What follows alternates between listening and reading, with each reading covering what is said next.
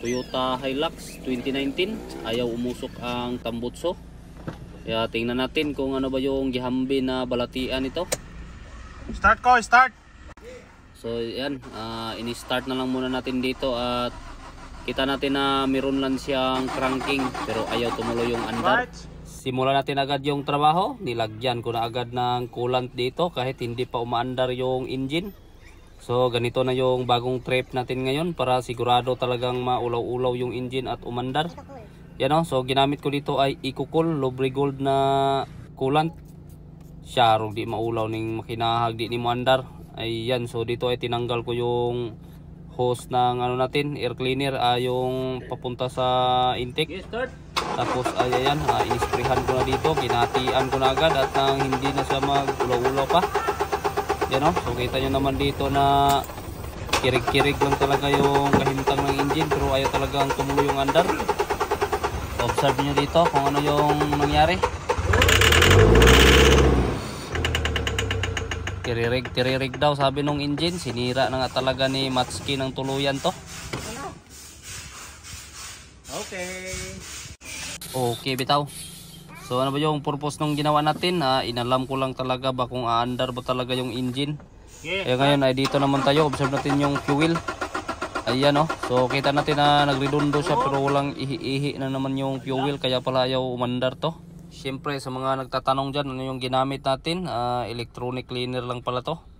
Aeropack. Ayan o. So ito yung ginamit natin ng panglinis-linis sa lahat ng mga sakit ng sensor dito. So ganito yung purpose ng spray na to. Hindi pala to para sa engine, Matsuki. Bakit mo pinasok sa engine? Sira ka pala.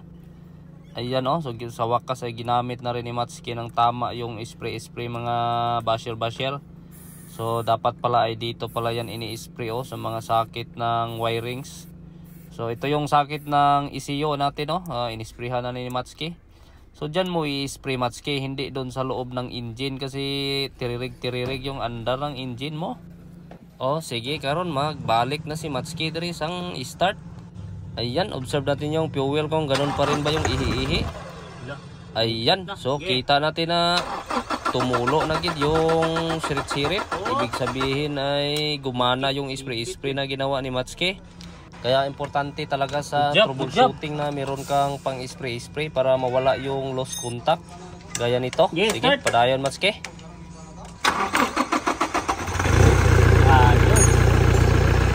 Good. Ayan, so mandar na. Sobrang napaka-basic lang talaga nung ginawa ni Matsuki dito.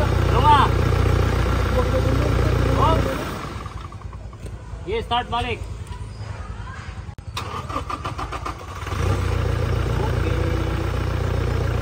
So ngayon ay umandar na yung engine natin pero hindi pa tayo natatapos dito. Kasi yung job order nito ay mausok daw. Ayan. Kita natin dito na talagang merong kunting usok yung likuran kapag naka RPM tayo. Kaya padayon yung trabaho natin. So ginawa na naman ni Matsuki ay tinanggal na naman yung mga bolt dito sa ibabaw. So bali yung return pala ng injector yung binuksan ni Matsuki dito. Ayan o. So observe natin. So pinaandar. Umandar siya. Pero kita natin na malakas yung return ng ano natin. Mga injector. Mayroon siyang mga backlick. Ayan o. Yan yung mga tinututlo ni Matsuki dito. Tapos yung andar nito ay parang tao lang. Gumiginhawa-ginhawa. Tapos ay hindi na namin pinakita sa video pero tinest drive ko ng maraming beses to at nirepair pa yung mga injector natin pero wala talaga. Medyo apiki talaga yung kahimtang kaya ginawa ng kasama natin dito ay tinanggal niya yung 4 na injector lang muna.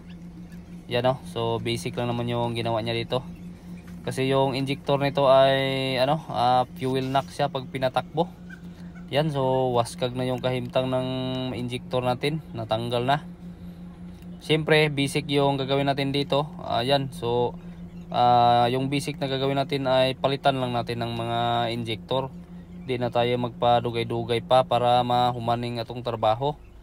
Ayan o. So 4 na injector yung tinaod-taod natin. So basic na basic talaga.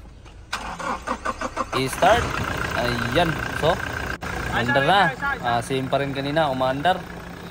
Pero ngayon ay pinalitan natin ng 4 na injector. So, may kunting buslot ng bulsa yung ano natin dito. Ayan. So, kita natin yung mga return natin na mula-mula ng kunti. So, mahinang-mahina na talaga. Ayan. So, goods na yung return natin. Wala nang backlick. Siyempre, huwag kalimutang i-RPM ng kunti para lumaki-laki talaga yung libor natin. Ayan, so malakas na yung RPM. Isa pa nga matski para lumaki talaga. Ayos. So dito ay pinabanti na namin kasi meron na kaming re-respondihan. Tara. Ayan guys, test drive tayo, test drive. Meron tayong i-rescue rito na lasing yung mga basher natin. Ayan, so kita natin na pwede nang gamitin tong patrol na to. Hanggang dito na lang tayo. Maraming salamat. God bless.